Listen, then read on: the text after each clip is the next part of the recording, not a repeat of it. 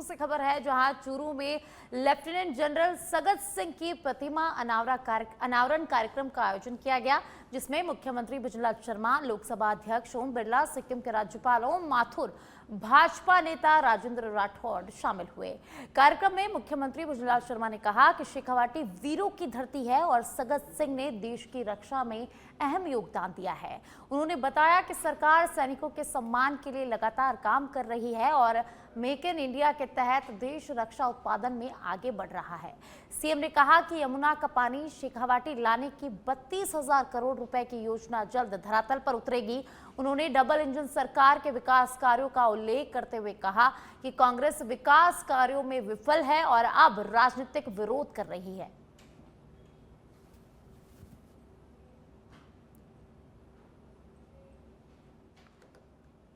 मित्रों, जब मेरे को शेखावाटी आना होता है तो निश्चित रूप से उस समय को मैं धन्य मानता हूं कि जब मैं इस धरती पर पैर रखता हूं तो मुझे लगता है कि यह उन वीरों की धरती है, यह उन रणमांगड़ों की धरती है। देश के इतिहास में कोई भी युद्ध उठा के देख लीजिए, मेरा शेखावाटी का लाल हमेशा आगे रहा है। यह वो धरती है, शेखावाटी की धरती, इसलिए मैं धरती को प्रणाम करता हूं, नमन करता हूं। मित्रों, आज ये इस वीर भूमि पर चूरू के सपूत लेफ्टिनेंट जनरल सगत सिंह जी को स्मरण करने के लिए हम एकत्रित हुए हैं, जिन्होंने मातृभूमि की रक्षा के लिए अपने प्राणों की बाजी लगा दी। अगर आप देखेंगे, क्योंकि पहले 47 से पहले बीकानेर रियासत में चूरू था, यहां जाकर के वो सेना में भर्ती हुए और उन्होंने जिस तरह से हर युद्ध में भाग लेते हुए सिर्फ मां भारती को अपने प्राणों के लिए उन्होंने नौछावर कर दिया। और हमेशा उनके मन में एक ही बात थी, एक ही कल्पना थी कि मेरी भारत मां से बड़ा कोई नहीं है, मेरे होते हुए दुश्मन किसी भी काम को नहीं कर सकता। यह उनके अंदर जज्बा था। आज अनावरण होने वाली प्रतिमा उस महान वीर की है जो स्वयं साहस की प्रतिमूर्ति थे। ऐसे वीर लेफ्टिनेंट जनरल सगत सिंह जी राठौर को मैं नमन करता हूं। भारत चीन युद्ध हो, बांग्लादेश मुक्त करने का संघर्ष हो, उन्होंने योगदान युवाओं को साहस और युद्ध कौशल की प्रेरणा दिया है। उन्होंने भारत सरकार द्वारा पद्म विभूषण एवं परम विशिष्ट सेवा पदक से सम्मानित लेफ्टिनेंट जनरल सगत सिंह जी के पराक्रम का दूसरे देशों में भी सम्मान व स्मरण किया जाता है। मेरे भाइयों, जो नौजवान 19 साल की आयु में सेना में भर्ती हो जाए और जीवन के अंत तक संघर्ष करे, वो मेरे शेखावाटी का लाल ही हो सकता है, वो चूरू का लाल ही हो सकता है। और ये हमारे युवाओं के लिए प्रेरणा भी है। उन्होंने इसके लिए 42 वर्ष की उम्र में पैराशूट से आवश्यक जंप लगाकर अपना पैराशूट बैच हासिल किया। कम उम्र में सेना के भर्ती में होने से उनके कॉलेज शिक्षा बाधित हुई, लेकिन 46 की उम्र में वे नेशनल डिफेंस कॉलेज से दीक्षांत हुए। लेफ्टिनेंट जनरल सगत सिंह जी ने भारत के पहले हेलीकॉप्टर सैन्य अभियान सहित कई सफल नवाचार किए। साथियों, लेफ्टिनेंट जनरल सगत सिंह जी की जन्मस्थली वीर भूमि चूरू ने देश को अनेक वीर और आने वाली पीढ़ी को प्रेरणा मिले, आने वाली पीढ़ी देश और राष्ट्र के लिए इसी समर्पित भाव से काम करे। मुझे गर्व है इस चूरू सीकर झुन्नू की धरती पर, जहां हर परिवार का बच्चा जब पैदा होता है तो देशभक्त पैदा होता है और देश की रक्षा के लिए पैदा होता है। और इसीलिए अजय योद्धा लेफ्टिनेंट जनरल सगत सिंह जी की मूर्ति आने वाली कई पीढ़ियों को प्रेरणा देगी और उनकी विरासत, उनका इतिहास, उनका अध्यवसाय, शौर्य आने वाले समय के अंदर इस चूरू और देश के नौजवानों को नई दिशा देंगे। मैं पुनः आज इस धरती पर सगत सिंह जी को प्रणाम करता हूं और विशेष रूप से इस सारे क्षेत्र के लोकप्रिय नेता श्री राजेंद्र राठौड़ जी का जन्मदिन भी है। आज उन्होंने जन्मदिन भी शौर्य दिवस के रूप में मनाया। और मुझे पता है, मैं सुबह जब 5 बजे भी जाता था तो एक गरीब की सेवा करने का जज्बा कोई राजनेता में देखा है तो वो राजेंद्र राठौड़ है। और इसीलिए आने वाले समय के अंदर जहां एक तरफ अजय योद्धा सगत सिंह जी से प्रेरणा लेंगे, वही सामाजिक राजनीति जीवन में कैसे लोगों से समर्पित होकर सेवा का काम करें, उनके जन्मदिन से भी लोग प्रेरणा लेंगे। पुनः इस वीर धरती को प्रणाम करता हूं और सगत सिंह जी को श्रद्धांजलि। मैं यहां से दूर, मुख्यमंत्री जी ने मुझे कहा अगर जाओ पश्चिमी बंगाल में जाओ। मैं पश्चिमी बंगाल में चुनाव में था, आपके बीच में मेहमान के रूप में आया। इस चिलचिलाती धूप में ये चूरू का परिवार इतनी बड़ी संख्या में चलकर आया। मैं कैसे आपको धन्यवाद दूं, मेरे पास शब्द नहीं। अभी हरलाल जी ने कहा कि मेरा जन्मदिवस कल था और हमेशा चूरू का परिवार मनाता था। आज हमें सूर्य दिवस पर इकट्ठे हुए हैं, पर जब भी मौका मिला, पिछली बार मुख्यमंत्री जी ने कहा 10 करोड़ पौधे लगाने हैं। आप इसी बड़ी सभा के अंदर हमने मुख्यमंत्री जी 1,11,000 पौधे लगाने का इस जिले में संकल्प लिया था। वो संकल्प दिवस था। इससे पहले रक्तदान करके लिम्का बुक ऑफ रिकॉर्ड में आपने 62,000 यूनिट से ज्यादा रक्तदान करके रिकॉर्ड दर्ज कराया। ये और आप खबर चूरू से है, जहां मुख्यमंत्री भजनलाल शर्मा ने कांग्रेस पर जमकर निशाना साधा। मुख्यमंत्री ने कहा कि कांग्रेस ने हमेशा देश हित से जुड़े हर मुद्दे का विरोध किया है। उन्होंने महिला आरक्षण, धारा 370 और रिफाइनरी जैसे मुद्दों को लेकर कांग्रेस की नीतियों पर सवाल उठाए और कई गंभीर आरोप भी यहां पर उन्होंने कांग्रेस पर लगाए।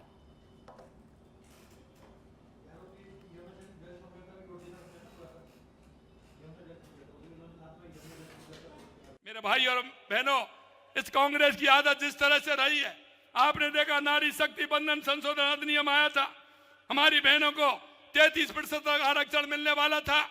लेकिन कांग्रेस कभी चाहती है क्या? क्योंकि इनको तो विरोध करना होता है। धारा 370 पर इन्होंने विरोध किया। जहां कहीं देश के हित की बात आती है, वहां ये विरोध करते हैं, सेना का अपमान करते हैं।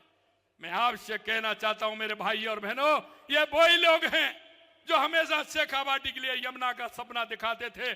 चुनाव आते थे तो ये झूठ के पुल बनाते थे। ये कांग्रेस के लोग हैं, आपने इनको अच्छी तरह से देखा है। मैं इनसे पूछना चाहता हूं कि इन्होंने रिफाइनरी के नाम पर किस तरह के घोटाले इन्होंने किए थे, जमीनों के सौदा किए थे, उसमें काम करने वाले कौन था? कांग्रेसी लोग किस तरह से काम कर रहे थे? गहलोत साहब, जरा उनका भी हिसाब ले लीजिए कि उनका हिसाब किस तरह से हमें लेना है। वहां की जनता जानती है, आज भी वहां की जनता कहती है। जयपुर से एसओजी मुख्यालय से बड़ी खबर सामने आई, जहां एडीजी विशाल बंसल के निर्देश पर सामुदायिक स्वास्थ्य अधिकारी यानी कि सीएचओ भर्ती परीक्षा 2020 के पेपर लीक मामले में कार्रवाई करते हुए आरोपी गणपत लाल मालवाड़ा को गिरफ्तार किया गया है। जांच में सामने आया कि संगठित गिरोह ने झुटवाड़ा स्थित जागृति विद्या मंदिर सीनियर सेकेंडरी स्कूल के स्ट्रांग रूम से अप्रयुक्त प्रश्न पत्र के सील नियमों के विरुद्ध खोलकर पेपर लीक किया था। और अब इस मामले में इससे पहले धीरज शर्मा, मुकेश बाना, बलवीर सुंडा, दिनेश बिश्नोई, भूपेंद्र सारण, अनिल उर्फ शेर सिंह मीणा, श्रवण काली रावणा, अशोक नाथावत, अशोक यादव, दीपक बिश्नोई और हर्षवर्धन मीणा सहित कुल 20 आरोपियों को गिरफ्तार किया जा चुका है। जांच में यह भी सामने आया कि गणपत लाल अन्य भर्ती परीक्षाओं जैसे जेईएन भर्ती 2020 और प्रथम श्रेणी व्याख्याता भर्ती 2022 के पेपर लीक मामलों में भी शामिल रहा है। फिलहाल एसओजी पूरे नेटवर्क की जांच में जुटी हुई है।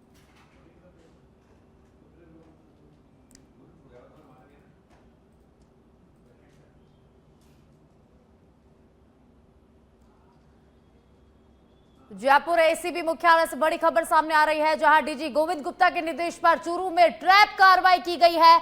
सहायक प्रोग्रामर, वरिष्ठ सहायक और एक प्राइवेट व्यक्ति को गिरफ्तार किया गया है। 15,000 रुपए रिश्वत लेते रंगे हाथों पकड़े गए हैं दोनों। 10 लाख की सरकारी सहायता दिलाने के नाम पर रिश्वत मांगी थी।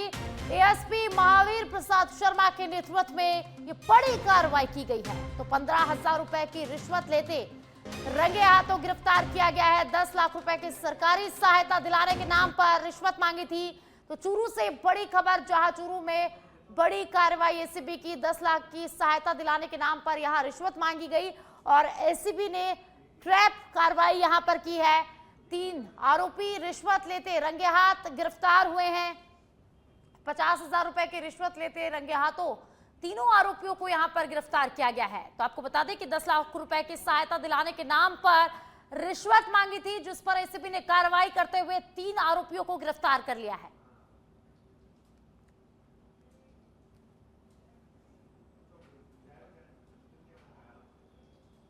और अब खबर दौसा से है, जहां दौसा मुख्यालय पर भाजपा जिला संगठन की महत्वपूर्ण बैठक आयोजित की गई, जिसमें प्रदेश प्रभारी राधा मोहन अग्रवाल का जोरदार स्वागत किया गया।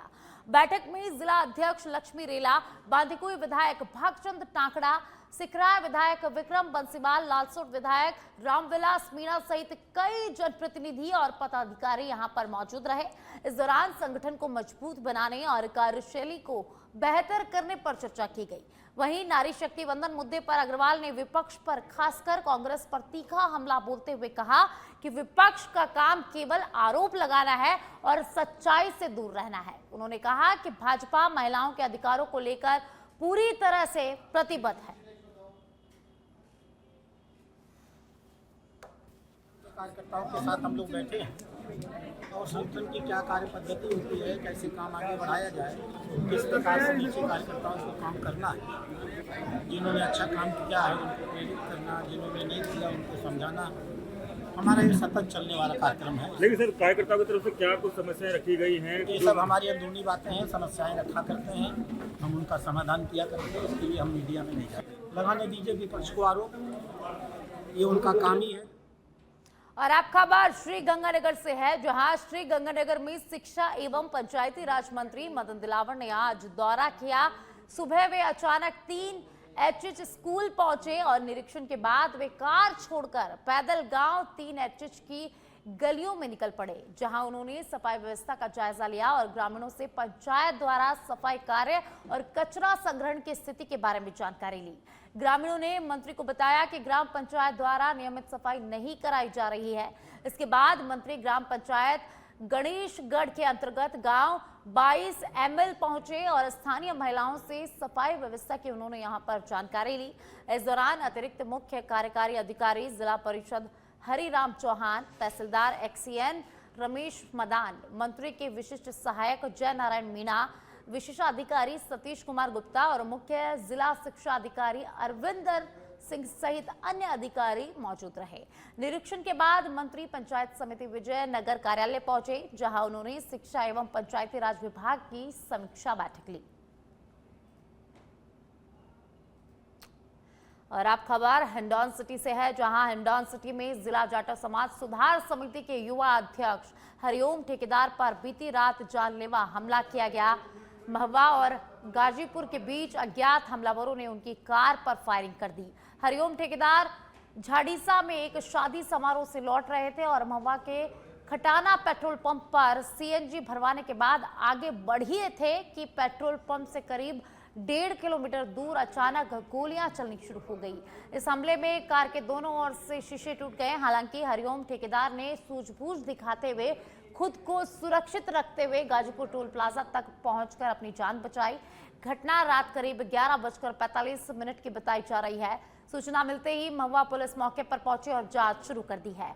पुलिस ने घटनास्थल से खाली कारतूस बरामद कर लिए हैं और अज्ञात हमलावरों की तलाश की जा रही है।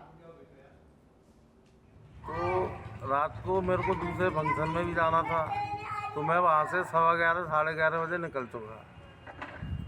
मेरे साथ एक लड़का मेरा चाचा और था, साहिल, ठीक है ना। जैसे ही हम गाजीपुर मोड़ पर आए तो उसने कहा कि भाई साहब सुबह दिल्ली चलेंगे तो सीएनजी ले चलेगा। मैं ठीक है यार। तो हम सीएनजी पंप की तरफ निकल गए। तो सीएनजी खटाना सीएनजी पंप पे पहुँचे। वहाँ पे तकरीबन समय होगा 11:45 बजे रात को। तो वहाँ पे सीएनजी अवेलेबल थी नहीं, तो हम वहाँ से यू टर्न करके वापस।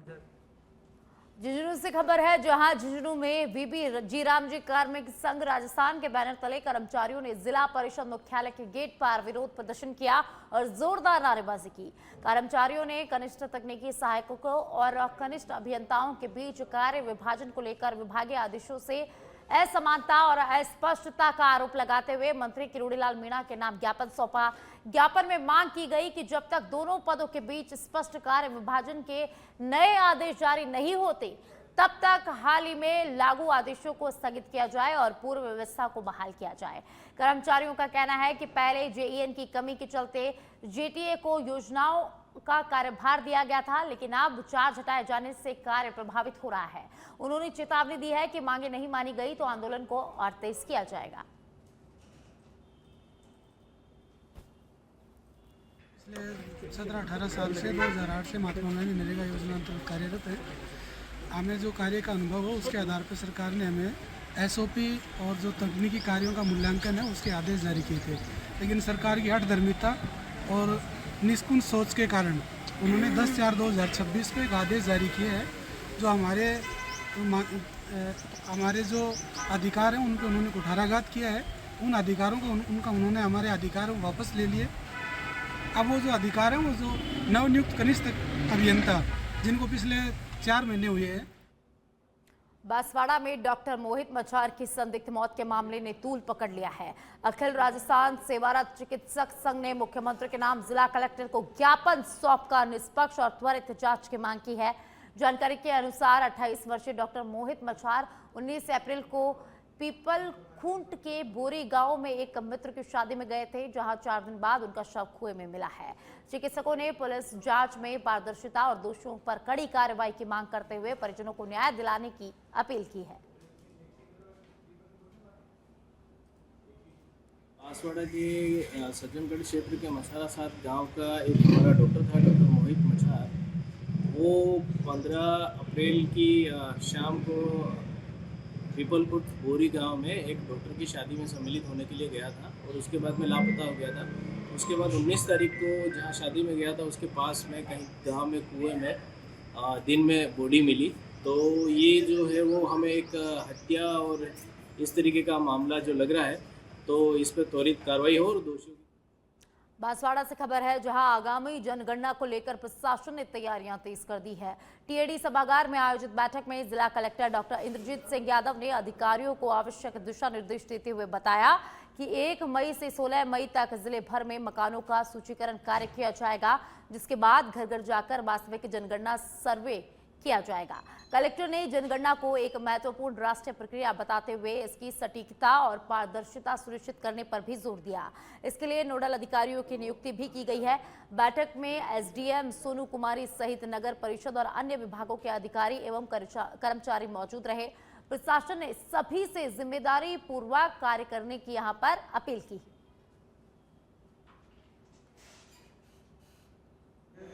सेंसस की प्रक्रिया प्रारंभ होने वाली है।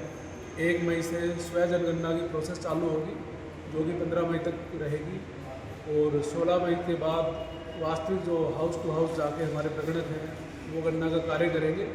उसी संदर्भ में जो हमारे चार्ज अधिकारी हैं, तहसीलदार, नगर परिषद के जो कमिश्नर, नगर पालिका के ईओ, उन सब की ट्रेनिंग आयोजित की गई है, जिसमें हमारे सेंसस ऑफिस की तरफ से भी जो प्रतिनिधि वो आए हैं। साथ में हमारे जिला स्तर पे सांख्यिकी विभाग के जो नोडल अधिकारी हैं वो उपस्थित हैं।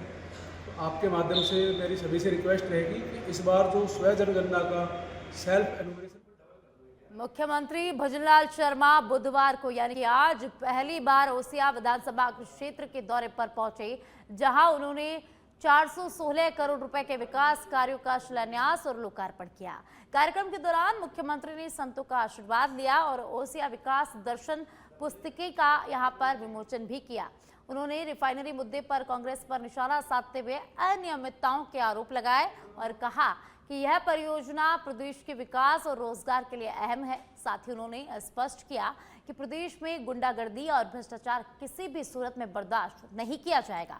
किसानों को लेकर उन्होंने सम्मान निधि बढ़ाकर 12,000 करोड़ रुपए करने के संकेत दिए और पेयजल और बिजली व्यवस्था को बेहतर बनाने की भी बात कही। आज आपके क्षेत्र के विकास की नई गति देने वाले कार्यों का शिलान्यास और लोकार्पण हुआ है। कार्यक्रम की एक पुस्तिका भी आपके विधायक भैरा राम जी ने भी छपवाई है।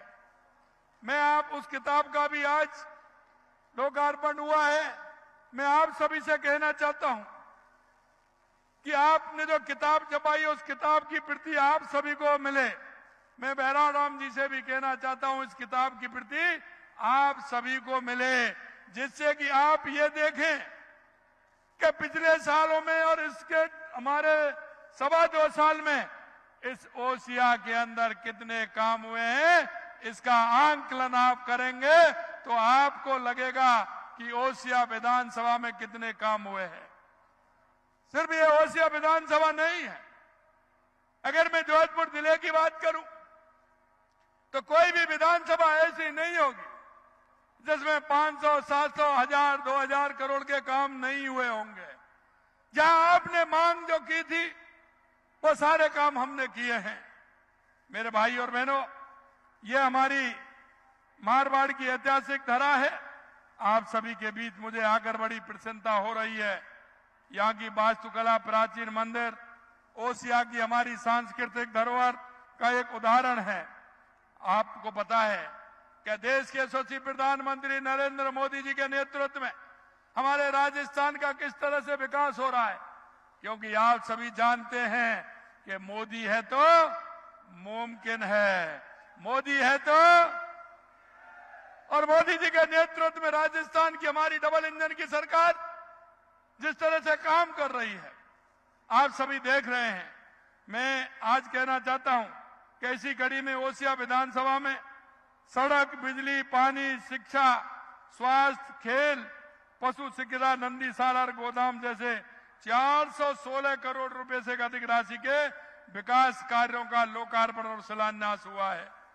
आप अगर देखेंगे तो आज हमने 154 करोड़ रुपए की राशि से संपन्न हुई 111 कार्य लोकार्पित हुए हैं। 20 करोड़ रुपए की लागत से बनी नांदेलाब की हवेली, लोहावट, बाया, बेरू, मालूंगा, निंगाड़ी, गागाड़ी, पाचला, चेराई, समराऊ, भागरी सड़क का चौड़ाई और सौंदर्यीकरण का काम भी किया गया है।